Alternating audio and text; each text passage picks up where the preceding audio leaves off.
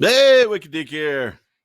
Taking a break from 24/7 coverage of Covey Palooza. Oh, Covey. Well, he's always been exciting. You have to say that off the ice. From Ice Cream Cone Gate to Willie Gate to whatever we're calling this gate, Ewok King Gate.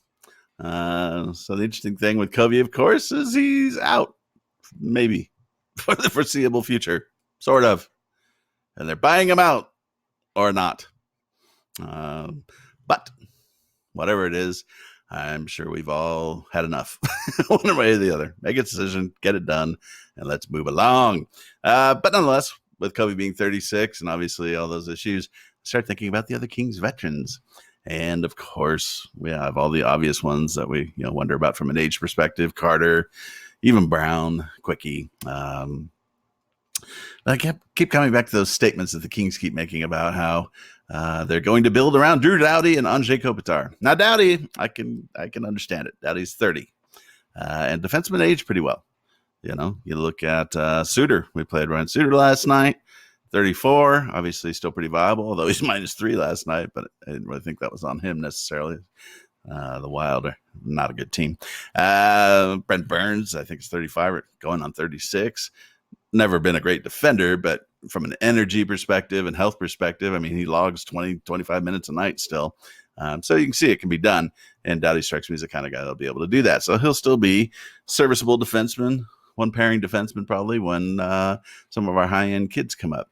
But that's a question that I'm not sure really is answerable in a good way with Kopitar. So August 24th, 1987, that's Kopi's birthday. He's 32. Kings are not going to be good this year, so he'll be 33 next going into next season. Not going to be good next year either. They'll be better, I think, but not great.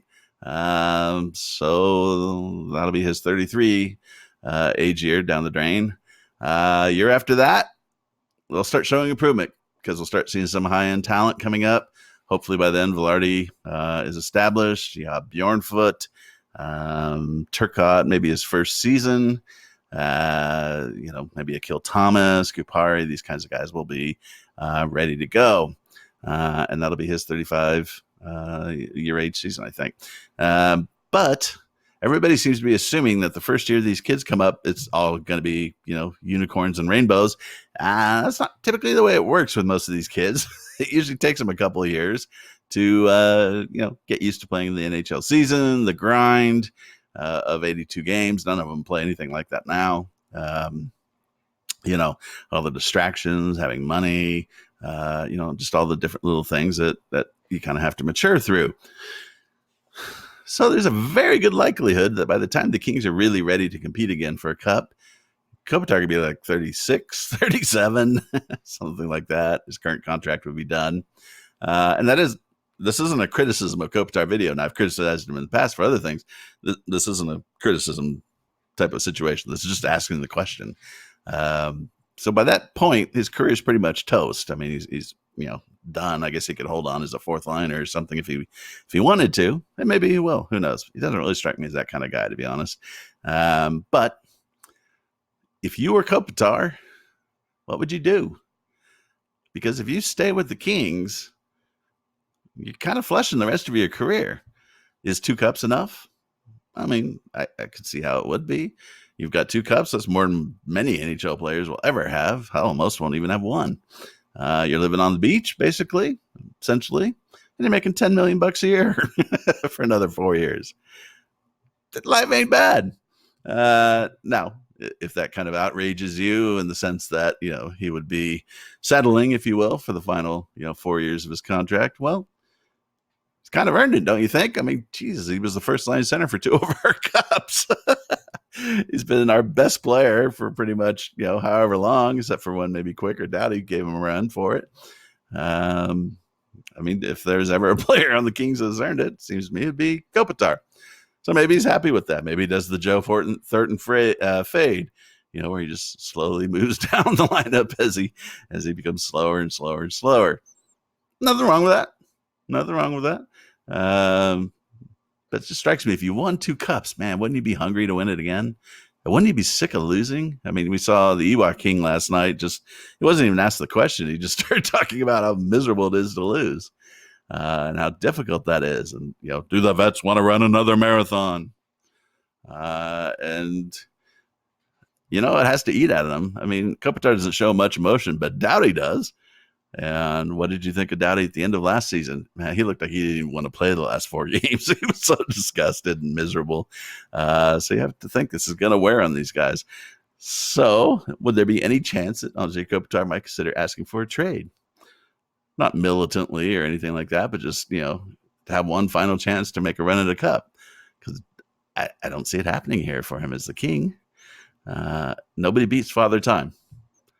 And Tom Brady. But other than that, hockey players tend not to play, too long unless you're one of those outliers like Cullen.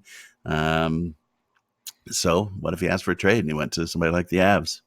And yeah, the Avs have salary cap space. That's the team everybody talks about. Could you imagine the Avs? McKinnon, Landeskog, Kopitar, and Kadri as their 4 centers? Holy shnikey. Man, that would be a team. Now, of course, Kadri would get suspended 5 minutes into the first game of the first playoff series, but it would still be pretty damn impressive. So it's just a thought. I'm not suggesting that he should do that or anything of that sort, but it's just kind of interesting because if he doesn't, that's it for any realistic hope of winning a cup. What about from the Kings' perspective? Well, the interesting thing with Kopitar's contract is he has a no movement clause, as everybody knows, but that ends after this season.